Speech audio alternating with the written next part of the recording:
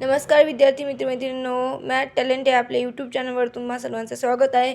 चला तर आपण शिकत आहोत प्रॅक्टिस सेट 1.1 आणि त्यामधलं क्वेश्चन नंबर सेकंड आणि त्यामधला आतला एक्झाम्पल नंबर 4 आपण बघणार आहोत. ते एक्झाम्पल आहे 5m-3n = 19 अँड m-6n = -7.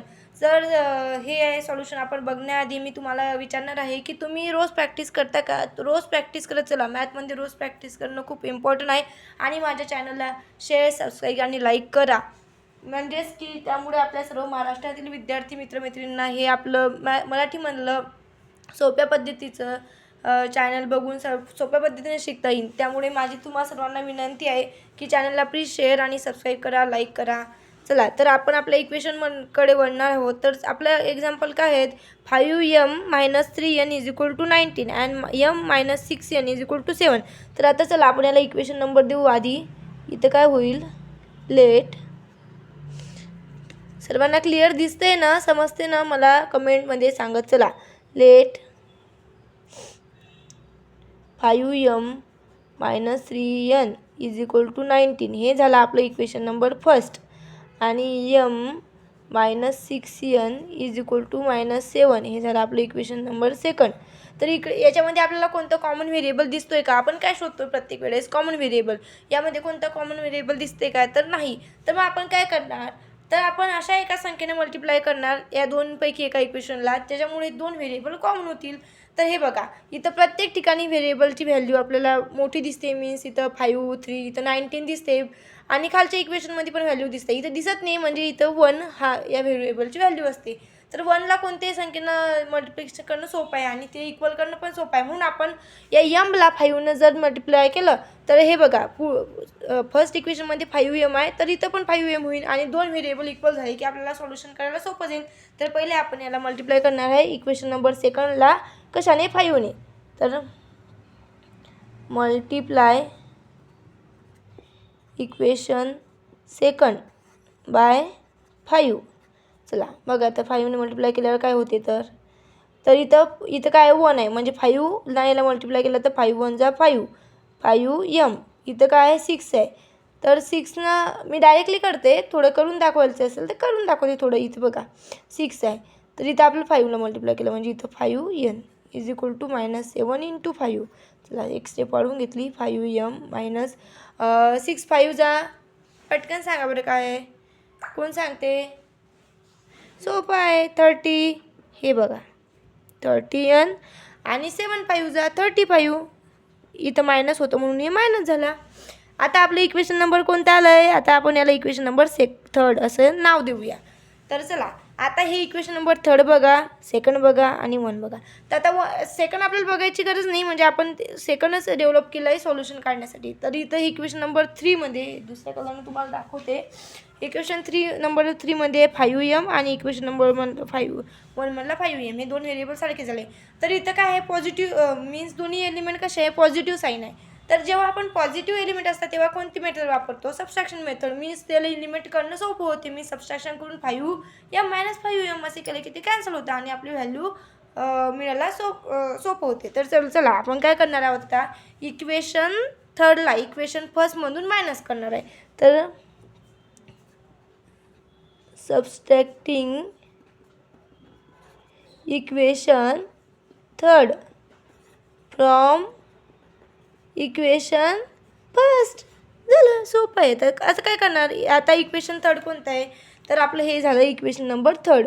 तर ते असं आपण खाली लिहिणार आणि हे पण. तर पहिले कोणतं लिहिणार? 1, कारण की आपल्याला 1मधून थर्ड नंबरचं सबस्ट्रॅक्ट करणार. तर हे बघा 1 काय?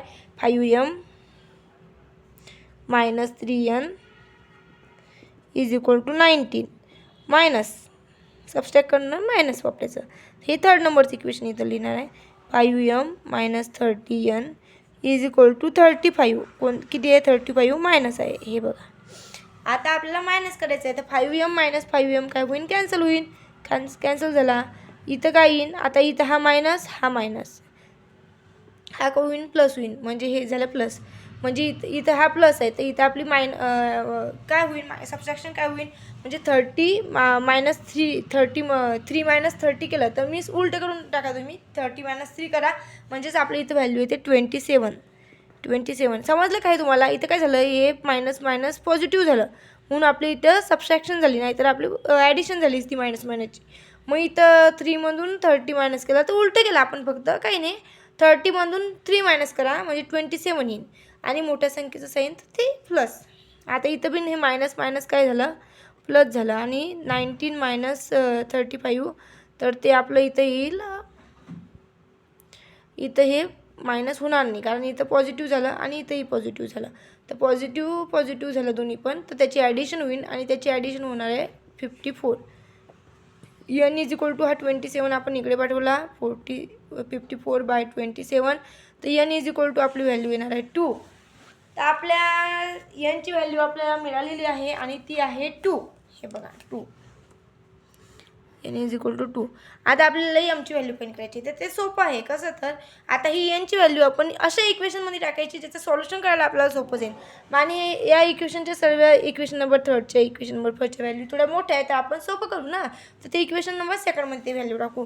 तर n is equal to 2 put n is equal to 2 in equation कोणते टाकणार आहे आपण, second, in equation number 2.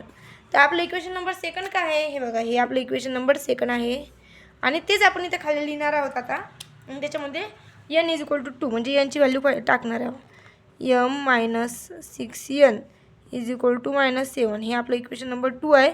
m-6 2 n ची व्हॅल्यू 2 इज इक्वल टू -7 आणि m.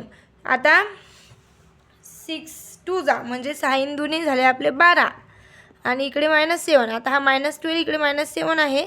आता हा -12 इकडे गेला तर प्लस होईल म्हणजे 12 -7 इथं काय होईल 12 - 7. 12 - 7 काय आहे पटकन कोण सांगते, पटकन कमेंटमध्ये कोणतरी सांगा. 12 - 7 किती होता म्हणजे आपल्याला व्हॅल्यू मिळेल. काही नाही, एकदम सोपं आहे. 5 होतात आणि mची व्हॅल्यू आता आपली आलेली आहे, ती किती आलेली आहे तर 5 आलेली आहे. m is equal to 5. m आणि n च्या दोन्ही व्हॅल्यू आपण फाइंड केलेल्या आहे म्हणजे आपलं सॉल्युशन आलेलं आहे.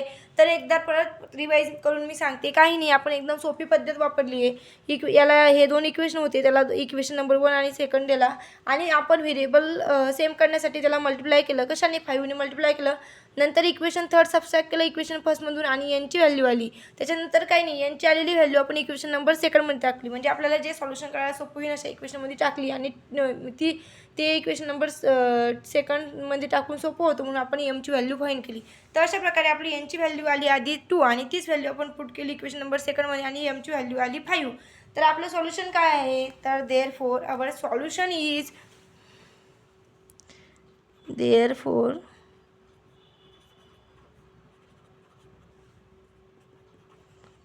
the solution xy, the solution xy is xy नाही, इथं काय आहे m आहे, m आणि n. Solution of m and n is 5. थोडं मिस्टेक झाली माझ्याकडनं, तुम्ही आता दुरुस्त करून घ्या. इथं हे m n आहे आणि एक स्क्रीनशॉट घेऊन चांगल्या प्रकारे तुमच्या रजिस्टरमध्ये नोटबुकमध्ये हे उतरून घ्या आणि चांगल्या प्रकारे याची रोज प्रॅक्टिस करत चला. रोज प्रॅक्टिस केली तर तुम्हाला चांगलं समजेल आणि आपलं चॅनल खूप विद्यार्थ्यापर्यंत तुम्ही शेअर करा, ही माझी नम्र विनंती आहे. पूर्ण महाराष्ट्रातील विद्यार्थ्यांकडे आपलं हे चॅनल पोहोचलं पाहिजे जेणेकरून त्यांना मराठीतून सोप्या पद्धतीने शिकून घेता येईल. धन्यवाद.